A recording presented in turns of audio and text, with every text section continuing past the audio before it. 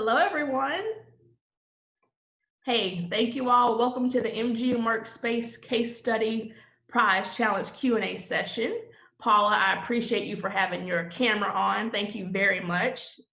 Three of us representing out here, showing our faces.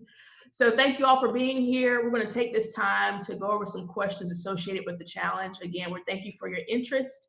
My name is Joyce Vaughn from MGMWERX. We're a local innovation hub that works closely with Air University to bring in innovation, tech, and work with outside industry tech leaders. So thank you all for being here.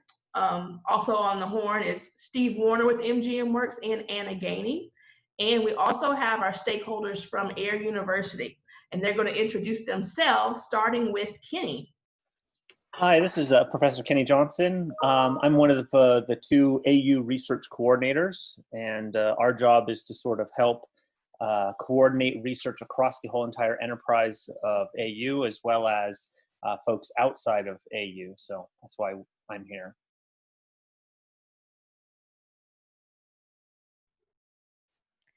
Let's see, I'm Margaret Sankey. I'm the other AU research coordinator.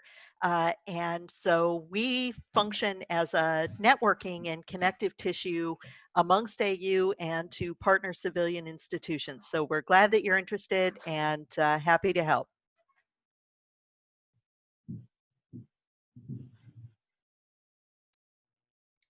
Hi, I'm Professor Andrea Harrington. I'm the director of the Schriever Space Scholars, which is a concentration within Air Command and Staff College. That's the intermediate level professional military education at Air University.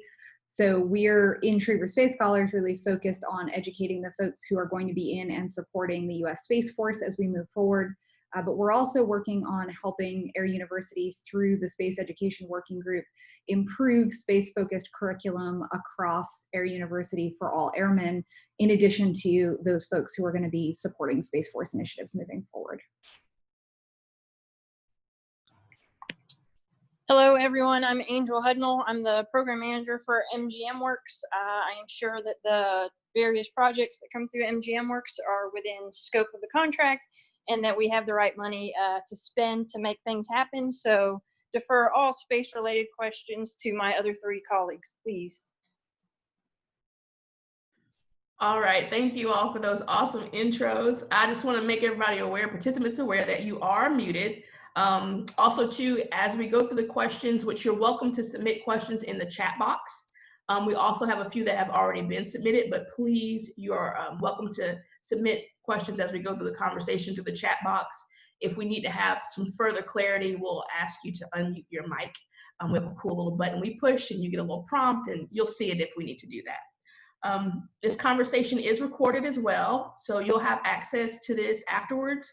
We're going to send it out to all the participants and those who have registered, so if you need to review any questions, you'll have that. You don't have to take notes, you can just watch the video over again. So we're going to move into having a brief explanation of the challenge itself. We all know that you probably clicked on the link and read through things on the website, but it's always great to hear from the stakeholders themselves. So Dr. Harrington is going to give a brief explanation of the challenge.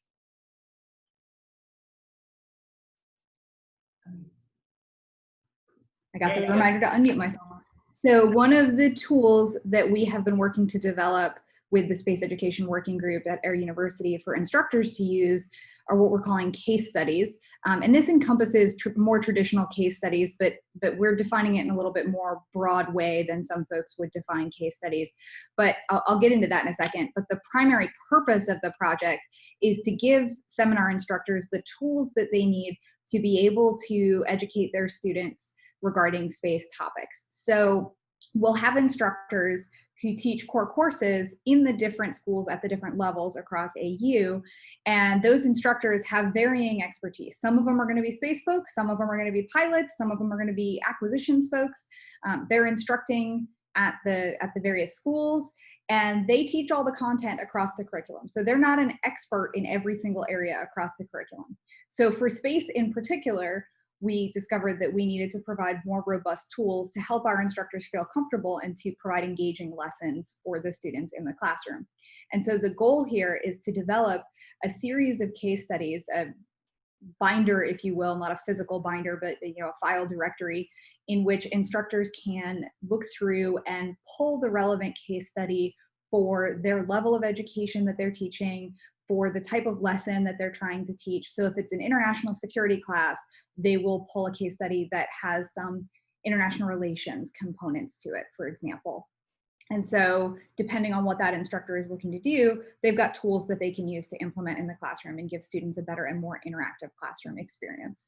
And so when we say case studies, what we're really talking about are a range of things that include scenarios that will prompt discussion questions, and that you'll have a provided series of discussion questions where an instructor can really walk the students through a deep analysis of a scenario and the different issues and dilemmas that are at play in that scenario through role-playing exercises. So role-playing exercises are another alternative of how you could present this. And so if you're going to present a role-playing exercise, certainly you need to provide some level of detail in terms of who the actors are that you expect the students to portray. Are they portraying someone who existed as a historical figure, or a fictional person, a fictional figure? Are they portraying an office? So if you were still you, but you were the President of the United States, or the Secretary of Defense, or the ambassador to NATO, ambassador to EU, ambassador to UK, pick, what would you do in that scenario? How would you handle it if you were filling this specific role? So you've got a wide range of options on what you can pick there. If you're going to do a role-playing exercise, you really need to describe who the actors are that you want the students to engage with. And you can add different layers or different levels. So if you want to run it like a crisis scenario, if you've ever done Model United Nations, you might be familiar with the way a crisis committee would operate, where there might be a news release. There's a new paragraph as part of your case study that the instructor can send out partway through the exercise. Say, okay, here's the initial part of the case study. Go work in your groups or work on individually your responses to this initial prompt in the case study. They come back, they have their discussion and their debate and their planning session. And you say, okay, here's the next update. This is what just happened. Here's the news release or the intel report that is going to get handed to you. And now in your role, you take that back and you plan for the next stage of the crisis. So these are all options. You've got really a wide range of options. We're trying to give our instructors a wide range of options on a wide range of space-related subjects to be able to give students this kind of interactive classroom experience and to make the instructors feel a little bit more comfortable. Thank you. That was a wonderful explanation. Thank you very much, Dr. Harrington. So now we're going to move on to the questions. We've actually had one submitted within this conversation. Paula, thank you very much. So could competing in this challenge lead to more expansive engagement with MGMWERX in Air University? For instance, are you interested in new virtual learning platforms or other capabilities to support Air University? Now, I will speak briefly from an MGMWERX perspective. We are always looking to engage with new technologies, the movers, the shakers, anybody that can kind of help or leverage their tech with Air University. So we're always looking to connect. So it could result in a more expansive relationship with us. As for engagement, can't make any promises, but it could result in a relationship with MGMWERX.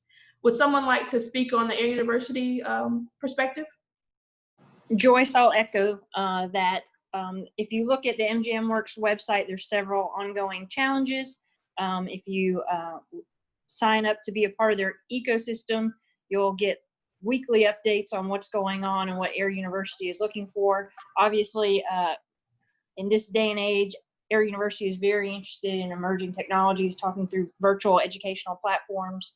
So please feel free to engage with anybody at the MGMWERX team on some of your ideas and thoughts, and they will funnel and filter those ideas to us. Thank you. And Paula, I'll be sure to make sure to send you all the links in the follow-up email to everybody else and all the links that you need to get engaged. Okay, so we're going to move on to a question that was submitted previously, and it's, are you looking for case studies that have problem sets for the students to answer, or are you looking for materials that provide a good all-around introduction to an important space-related topic? Okay, so we're looking for case studies that have dilemmas that students need to grapple with. And those dilemmas don't necessarily have a right answer. In fact, if they do have a right answer, that's not really what we're looking for. We're looking for something that has one or more possible outcomes. There's not necessarily an optimal outcome, but you try to figure out what your best case scenario is and what the different pitfalls and benefits are to different possible solutions to a given problem. So we're looking for something that's more like what you characterize as a problem set. We're looking for a set of dilemmas in a case study, maybe focused on one or more dilemmas in any given case study for students to really be able to grapple with those problems and balance those different issues.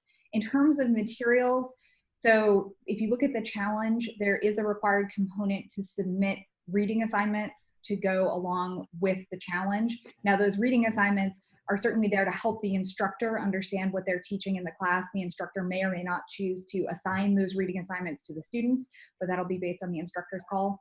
But it's a required component of what you're submitting here. And if you want to differentiate, hey, this reading assignment would be really good for the instructor, but better to not share it with the students, this one would be better, really the students should read it, that's great too. But the materials are really intended to be supporting the specific case study that you've developed, not general all-round introductions to space topics in general. Okay, and here's our next question. The space program changes with each administration. What thoughts or recommendations do you have to build a more robust program, multi-administration, that will minimize government waste due to major redirection by a new administration? The goal is a more robust space program and space infrastructure, maximizing the use of taxpayer dollars. So that is a great example of a dilemma that would make a fabulous case study for the instructors to use in class and to have students really discuss and debate and develop their responses to that, whether you would frame it in terms of just a discussion from their own perspective and provide questions to drive that discussion, or whether you'd want them to role play, representatives from NASA and the DoD and others in the government, in the new administration, to figure out how you would set that up. There are a plethora of ways to handle that particular set of challenges, and that's up to your discretion to figure out how you would want to set that up. But we would be really enthusiastic to see that problem characterized as a case study for our students to get into and discuss, because you're absolutely right. That is a dilemma that we face moving forward from administration to administration, changing priorities in terms of what sorts of space programs they want to push forth and put forward, either on the defense or the civil side, and changing in budget sizes as well, not just priorities. And so this is a great example of something that would be a good dilemma to use. You could have a lower level of granularity or a higher level of granularity. You could address issues of acquisitions in particular embedded within this larger case study, or you could leave it at a very wave top political discussion level. So there's a lot of options here, and that is a great example. All right, our next question. How many submissions is a person allowed to make? So we talked about this question, and the conclusion that we have come to is that 3 is the maximum. I'm tempted to go into my Monty Python my Monty Python quote here, but I won't. I'll just say 3. No more than 3. All right, awesome. Is a multidisciplinary approach okay? Absolutely. A multidisciplinary approach is desirable. It's more than okay. All right, this question is a little specific, so I'll try to generalize it a little bit. Can a PhD student, while also full-time employed by a federally funded research and development corporation, submit a proposal? So I'll take this one. So for every entrance, we are going to require, whether you're a DoD employee, a DoD contractor, that you'll sign a piece of paper that acknowledges that you've completed all the research, the discovery, the actual Googling, the writing of the paper, or the case study on your own time, so off work hours, and that none of the research is a part of your day job. It is not in scope of what the government is already paying you, whether that's a DoD contractor or not. And for every entrance, MGMWERX will collect a signed piece of paper from everybody verifying that and validating it.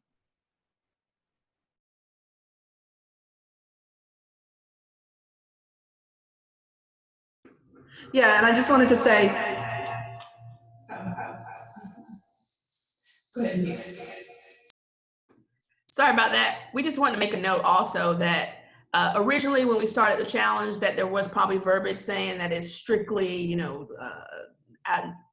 outside, no DOD. So this is just a little bit of a shift modification that allows for those who are students schooling PhDs and doing some research, valuable research, and also should have a chance at this opportunity as well.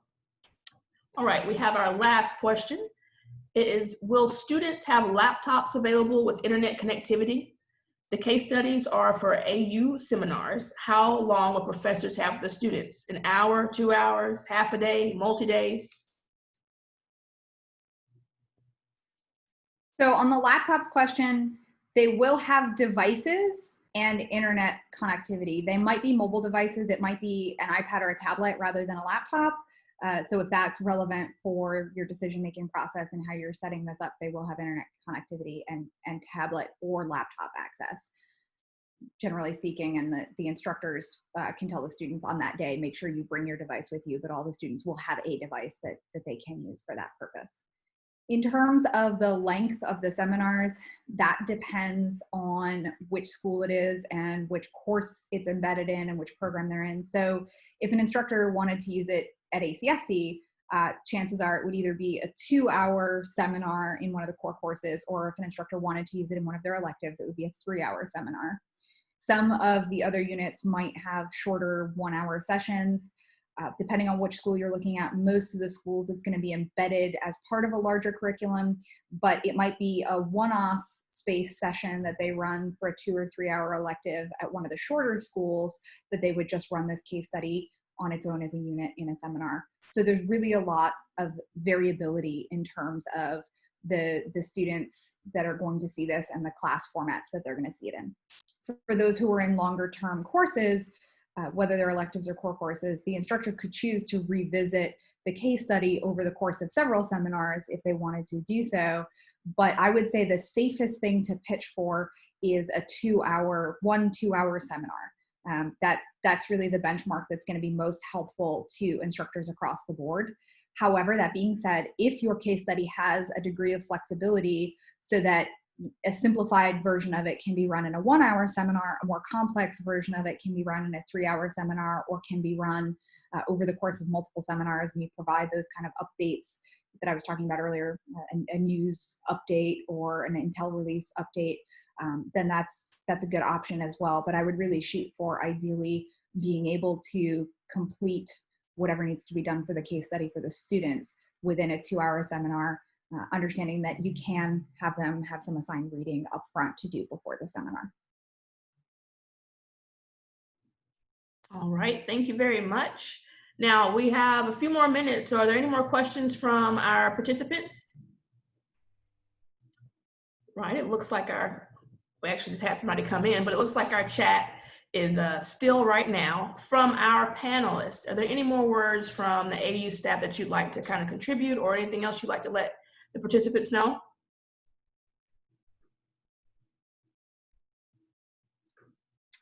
Just, thank you very much for your interest and your participation. This is an important initiative for us, and we're really trying to expand our horizons, not only including the inputs and the case studies developed by our resident faculty, but also getting some inputs from others who have different areas of expertise and different experiences that'll provide a greater breadth of opportunities for our students to learn. So thank you for your interest. Thank you for participating. And if you want to share it far and wide, that would be appreciated. Granted, that probably statistically would reduce the likelihood that you're going to get the first or second prize just on the numbers. But since everybody who satisfies the requirements does get a prize, it hurts you a lot less than it would in a competition where that's not true. So please do share and let us know how we can help.